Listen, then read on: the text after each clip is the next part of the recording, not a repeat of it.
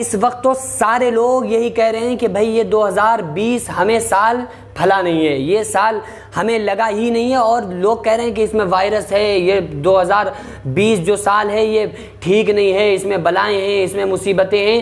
تو یاد رکھو حدیث قدسی میں اللہ تبارک و تعالیٰ فرماتا ہے کہ اے لوگوں لا تسبوا الدہر، زمانے کو برا نہ کہا کرو۔ کیوں؟ کیونکہ اللہ فرماتا ہے زمانہ تو میں خود ہوں، زمانہ میں خود ہوں، اس کا مطلب یہ کہ اس زمانے کی جو ڈور ہے وہ اللہ کے ہاتھ میں ہے۔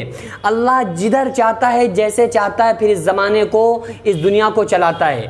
اب بظاہر تو وہ لوگوں سے چلوا رہا ہے، بظاہر تو ہم دیکھ رہے ہیں نا کہ بھائی کوئی دنیا چلائی جا رہی ہے، لوگ بیٹھے ہوئے ہیں، لوگ چلا رہے ہیں، لوگوں کے ہاتھوں میں اقتدار ہے، لوگوں کے ہاتھوں میں حکومت ہے، یہ ہم بظاہر دیکھ رہے ہیں، لیکن حقیقت میں جو اس کو چلانے والا ہے وہ اللہ رب العالمین کی ذات ہے۔ اور یہی عقیدہ قرآن نے ہمیں سکھایا تھا، قل اللہم مالک الملک تؤتی الملک من تشاء۔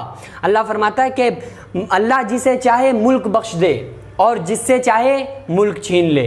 اللہ فرماتا ہے وَتُعِزُّ مَن تَشَاءُ وَتُذِلُّ مَن تَشَاءُ، اللہ جسے چاہتا ہے عزت دیتا ہے، اللہ جسے چاہتا ہے ذلیل کر دیتا ہے۔ کسی کے ذلیل کرنے سے کوئی انسان ذلیل نہیں ہوتا ہے۔ جب اللہ چاہے گا تو اگر اللہ کسی کو عزت دینے پہ آ جائے تو پھر ساری دنیا ایک طرف ہو جائے اور اسے ذلیل کرنا چاہے، لیکن خدا کی قسم وہ ذلیل نہیں ہو سکتا، کیونکہ اللہ نے اس کی عزت کو مقدر کر دیا ہے۔ تو یہ تو اللہ کے اختیار میں ہے نا۔ تو اللہ کے نبی صلی اللہ علیہ وسلم نے فرمایا کہ نہ ہی کوئی سال، نہ کوئی مہینہ، نہ کوئی جانور، کچھ بھی منحوس نہیں ہے، نہ ہی کوئی سال منحوس ہے، بلکہ یہ سب اللہ تبارک و تعالیٰ نے انسان کو پیدا کرنے سے 50,000 سال پہلے تقدیر میں لکھ دیا تھا۔ کون سی بیماری کب آئے گی، کس کو لگے گی، کیسے لگے گی، یہ پورا نقشہ جو آج ہم دیکھ رہے ہیں نا ہوتا ہوا، خدا کی قسم یہ ساری چیزیں اللہ نے انسان کو پیدا کرنے سے 50,000 سال پہلے تقدیر میں لکھ دی تھیں۔ اور تقدیر پر اسی کے لیے ایمان رکھنا شرط ہے، الذین یؤمنون بالغیب، غیب کی باتوں پر ایمان والے تو وہ ہیں جو غیب کی باتوں پر ایمان رکھتے ہیں، غیب کی باتوں کو مان لیتے ہیں، دیکھا نہیں لیکن ان کو تسلیم کر لیتے ہیں۔ تو ان غیب کی باتوں میں سے ایک یہ بھی ہے تقدیر پر ایمان لانا۔ بھائی جب ہم 8واں کلمہ پڑھتے ہیں جس پر ایمان ہے، آمنت باللہ وملائکتہ وکتبہ ورسلہ والیوم الآخر والقدر خیرہ وشرہ من اللہ تعالی والبعث بعد الموت، کہ میں ایمان لایا اللہ پر، رسولوں پر، فرشتوں پر، اور والقدر خیرہ وشرہ، اچھی اور بری تقدیر پر، یعنی ہمارے ساتھ جو ہونے والا تھا وہ اللہ نے ساری چیزیں پہلے سے لکھ دی تھی۔